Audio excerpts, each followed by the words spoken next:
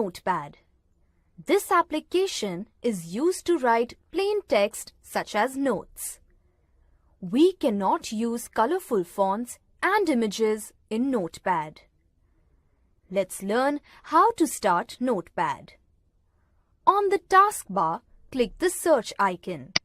In the search bar, enter Notepad. The Notepad icon appears. Click on the Notepad icon.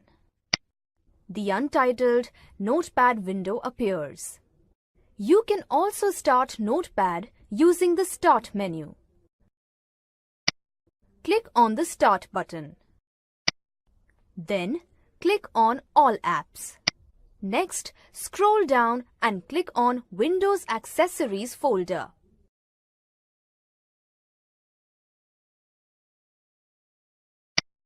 You will find the Notepad icon in it.